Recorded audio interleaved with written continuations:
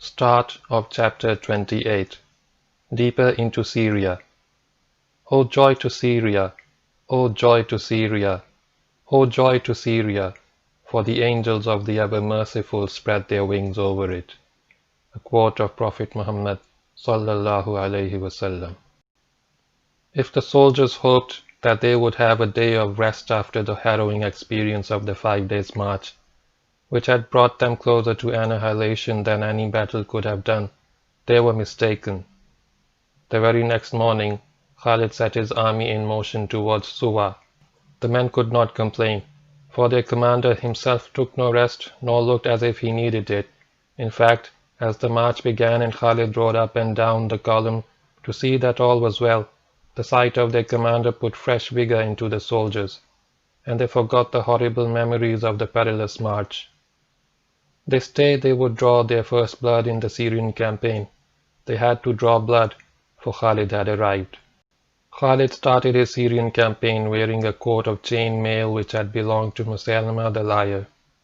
At his broad leather belt hung a magnificent sword, which had also belonged to Basalamah the liar. These two were trophies of the Battle of Yamama. Over his chain helmet he wore a red turban, and under the helmet a red cap. In this cap, if examined carefully, could be seen a few black lines, and in the eyes of Khalid this cap was more precious than all his weapons and armor. Its story shall be told at another time. In his hand Khalid carried a black standard which had been given him by the Holy Prophet sallallahu alaihi wasallam. It had once belonged to the Prophet and was known as the Eagle. With Khalid travelled 9,000 fearless fighters, veterans of many victorious battles, not one of whom would think twice before laying down his life on the orders of his beloved commander.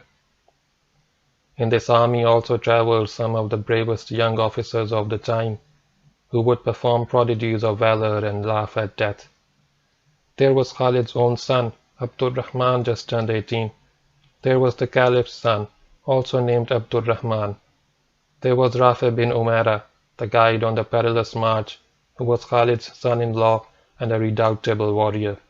There was Qaqa bin Amr, the one-man reinforcement sent to Khalid by the Caliph. And there was one young man of whom we shall hear a great deal in this campaign, Zurar bin Al-Azwar, a slim, sinewy youth whose cheerful countenance and bubbling enthusiasm could make exhausted men want to get up and fight again. Zurar was to become Khalid's right-hand man. He would be given the most daring missions, and would show both a reckless disregard for danger and a most uncanny knack of survival.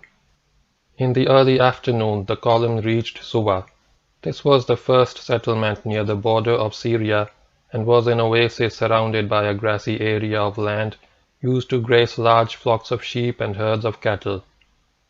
Moving through this settlement, Khalid put down all resistance and commandeered the grazing flock to stock up the army's food supply for the campaign. Next day the army arrived at Arak, which was a fortified town defended by a garrison of Christian Arabs under the command of a Roman officer. As the garrison had retired to the safety of the fort on sighting them, the Muslims laid siege to Arak.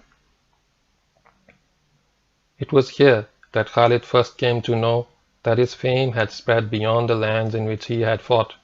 His reputation proved sufficient to bring about a peaceful surrender.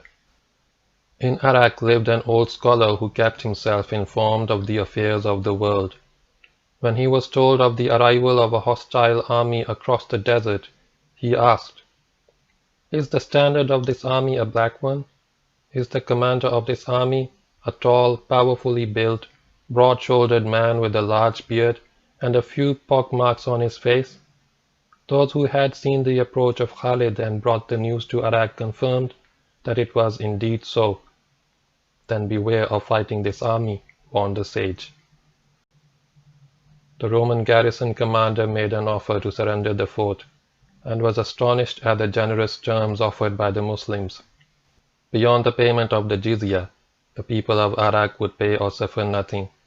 The pact was signed, the fort was surrendered, and the Muslim army camped outside for the night.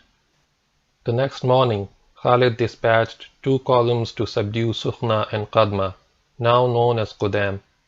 At the same time, he sent a camel rider to find Abu Ubaidah in the area of Jabiya, and tell him to remain at his position until the arrival of Khalid or the receipt of further instructions. Then, with the main body of his army, Khalid marched to Tadmur, Palmyra. When the columns sent by Khalid arrived at Sukhna and Qadma, they were received joyfully by the inhabitants, who had heard of the generous terms given the day before to Arak. They were only too willing to make friends.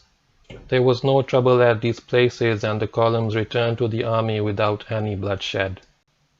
At Tadmur, the garrison locked itself in the fort, but hardly had the Muslims arrived and surrounded the fort when parleys were started for a peaceful surrender.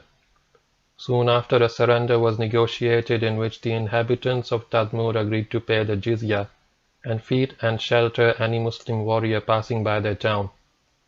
The Arab chief of Tadmur also presented Khalid with a prize horse, which he used in several battles of this campaign. From Tadmur, the army marched to Qaryatan, the inhabitants of which resisted the Muslims. They were fought, defeated, and plundered. The next stop was Huwarin, about 10 miles beyond Qaryatan, which contained a large herd of cattle. As the Muslims started gathering in the cattle, they were attacked by thousands of Arabs. These were the local inhabitants, reinforced by a contingent of the Ghassan from Busra, which had hastened to help their comrades in Huwarin. They too were defeated and plundered. The following morning, the advance was resumed in the direction of Damascus, and after 3 days of marching the army arrived at a pass about 20 miles from Damascus. This pass lies between the present Azra and Qutaifa and crosses a gently sloping ridge which rises gradually to a height of over 2,000 feet above the level of the surrounding countryside. The ridge is part of the range known as Jabal al-Sharq, which is an offshoot of the anti-Lebanon range and runs in a northeasterly direction to Tadmur. The pass itself, not a formidable one, is quite long. Khalid stopped at the highest part of it, and here he planted his standard. As a result of this action, the pass became known as Saniyatul Uqab, that is, the Pass of the Eagle, after the name of Khalid's standard, but is sometimes referred to as just Al-Saniya. At this pass, Khalid stayed an hour with his standard fluttering in the breeze, and gazed at the Ghuta of Damascus. From where he stood, he could not see the city itself, because it was concealed from view by a rise of ground which stretches east-west north of the city, but he marveled at the richness and beauty of the Ghuta. From the Pass of the Eagle, Khalid moved to Marj Rahid, a large Ghassan town near the present Azra on the road to Damascus. The Muslims arrived in time to participate in a joyous festival of the Ghassan, which participation took the form of a violent raid. At Marj Rahid had gathered a large number of refugees from the region over which Khalid had recently operated, and these refugees mingled with the crowds celebrating the festival. The Ghassan were not unmindful of the danger which Khalid's entry into Syria posed for them. They had positioned a strong screen of warriors on the route from Tadmur below the pass, but this screen was scattered in a few minutes by a swift charge of the Muslims' cavalry. Although some Ghassan resistance continued as the Muslims advanced, it ceased once the town was reached. The Muslims raided Marj Rahid. After a little while, having collected a large amount of booty and a certain number of captives, Khalid pulled out of the town and camped outside. The following morning he sent a strong mounted column towards Damascus with the task of raiding the Ghuta. Then, having sent a messenger to Abu Ubaidah with instructions to report to him at Busra, Khalid himself set off for Busra with the main body of the army bypassing Damascus. The mounted column sent to Damascus reached the neighborhood of the city, picked up more booty and captives, and rejoined Khalid while he was still on the march. The minor operations following Khalid's entry into Syria were now over. Abu Ubaidah had already occupied the district of Horan which lay northeast of the river Yarmouk. Under his command he had 3 corps of the Muslim army, his own, Yazid's and Shurahbil's, but he had fought no battles and captured no towns. One place which worried him a great deal was Busra, a large town which was the capital of the Ghassan kingdom. It was garrisoned by a strong force of Romans and Christian Arabs under the command of Roman officers.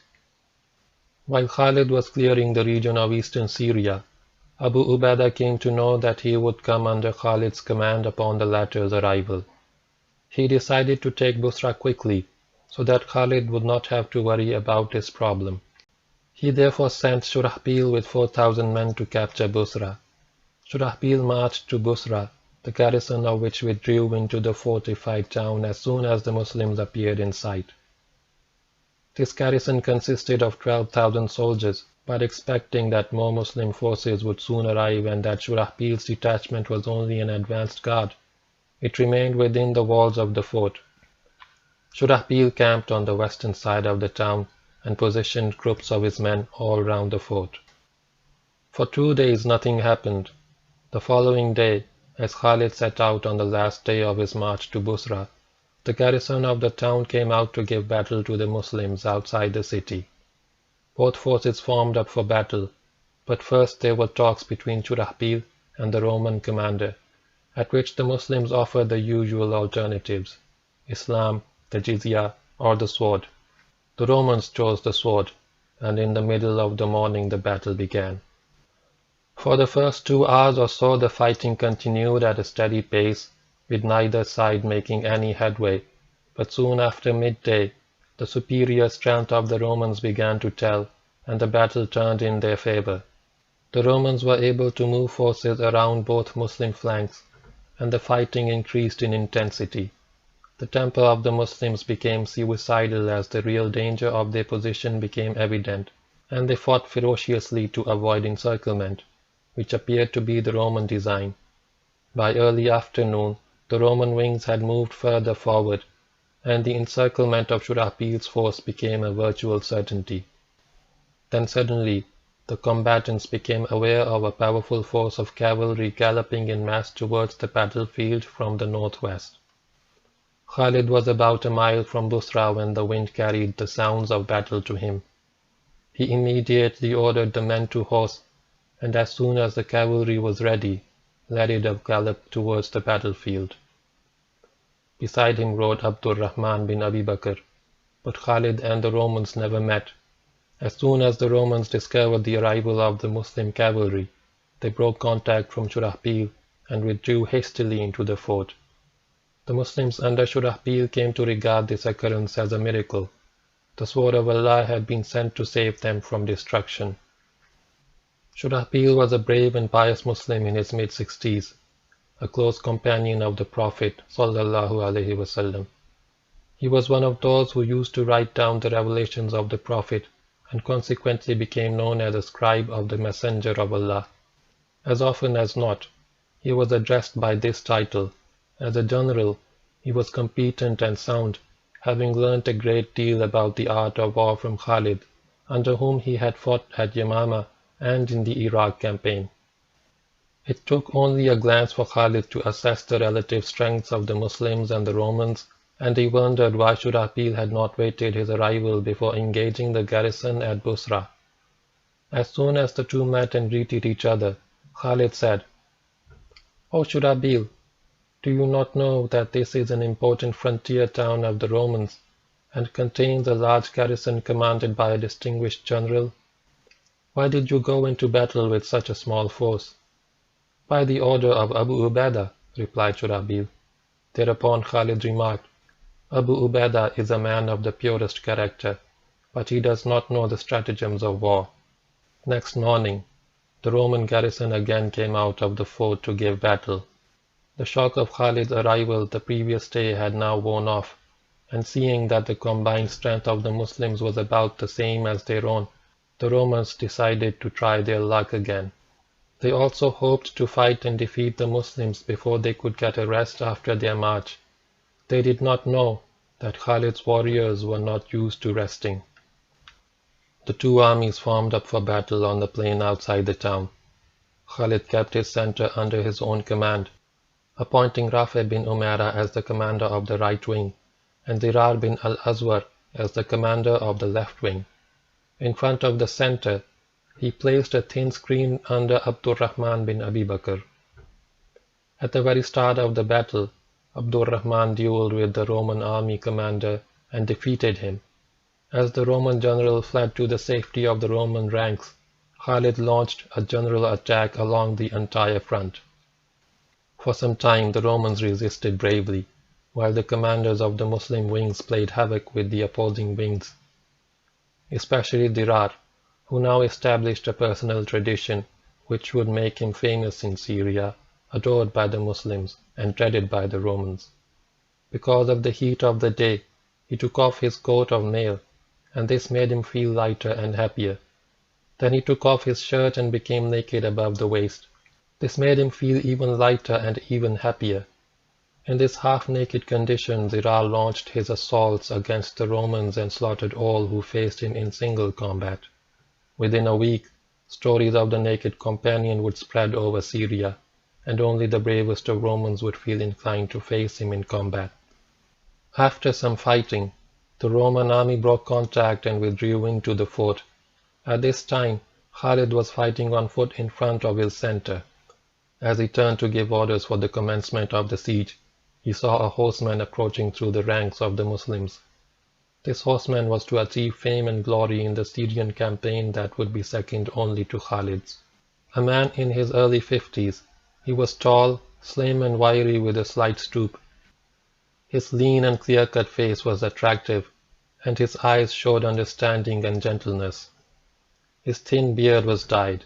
In his hand he held a standard such as only generals carried. This was a yellow standard and is believed to have been the standard of the Holy Prophet ﷺ at the Battle of Khabar. His coat of mail did not conceal the simple and inexpensive appearance of the clothes that he wore. As he smiled at Khalid, he revealed a gap in his front teeth, and this gap was the envy of all Muslims. This was Abu Ubaidah, son of the surgeon, the one without incisors. He had lost his front teeth while pulling out the two links of the Prophet's helmet that had dug into the Prophet's cheek at the Battle of Uhud, and it is said that Abu Ubaidah was the handsomest of those without incisors. Though called Abu Ubaidah bin al-Jarrah, his actual name was Amir bin Abdullah bin al-Jarrah. It was Abu Ubaidah's grandfather who was the surgeon, but like some Arabs, he was known after his grandfather rather than his father. As a Muslim, he belonged to the topmost strata and had been very dear to the Prophet, who had once said, "Every nation has its trusted one, and the trusted one of this nation is Abu Ubaidah." Thereafter Abu Ubaidah had become known as the trusted one of the nation, Aminul Ummat. He was one of the Blessed Ten. This was the man who had been placed under the command of Khalid, and the new army commander looked with some apprehension at the approach of the old army commander. Khalid had known Abu Ubaidah well at Medina, and liked and respected him for his great virtue and his devout piety. Abu Ubaidah liked Khalid because of the Prophet's fondness for him, and saw in him a military instrument that Allah had chosen to crush disbelief. Khalid was reassured by Abu Ubaidah's smile. As he got near, Abu Ubaidah started to dismount, for Khalid was still on foot. "Stay on your horse," Khalid called to him, and he remained mounted. Khalid walked up to him, and the two top generals in Syria shook hands. "O father of Suleiman," began Abu Ubaidah, "I have received with gladness the letter of Abu Bakr, appointing you commander over me. There is no resentment in my heart, for I know your skill in matters of war." "By Allah," replied Khalid, "but for the necessity of obeying the orders of the Caliph, I would have never accepted this command over you. You are much higher than me in Islam. I am a companion of the Prophet, but you are one whom the Messenger of Allah had called the trusted one of this nation." And on this happy note, Abu Ubaidah came under the command of Khalid. The Muslims now laid siege to Busra. The Roman commander lost hope, for he knew that most of the available reserves had either moved or were moving to Ajnadein. and doubted that any help would be forthcoming. After a few days of inactivity, he surrendered the fort peacefully. The only condition Khalid imposed on Busra was the payment of the jizya. This surrender took place in about the middle of July 634, middle of Jamadul Awwal 13th Hijri. Busra was the first important town to be captured by the Muslims in Syria. The Muslims lost 130 men in the 2 days of fighting that preceded this victory. The casualties suffered by the Romans and the Christian Arabs are not on record. Khalid now wrote to Abu Bakr, informing him of the progress of his operations since his entry into Syria, and sent 1/5 of the spoils which had been won during the past few weeks. Hardly had Busra surrendered, when an agent sent by Shurahbil to the region of Ajnadein returned to inform the Muslims that the concentration of Roman legions was proceeding apace. Soon they would have a vast army of 90,000 imperial soldiers at Ajnadein. This acted as a reminder to Khalid that there was no time to waste. At this time, Yazid was still south of the river Yarmouk. Amr bin al-As was still at the valley of Araba, and several detachments of the corps of Abu Ubaidah and Shurahbil were spread over the district of Hauran. Khalid wrote to all commanders to march at once and concentrate at Ajnadein, and the Muslims marched, taking with them their wives and children and vast herds of sheep, which served as a moving supply depot. At Ajnadein would be fought the first of the mighty battles between Islam and Christendom. End of chapter 28.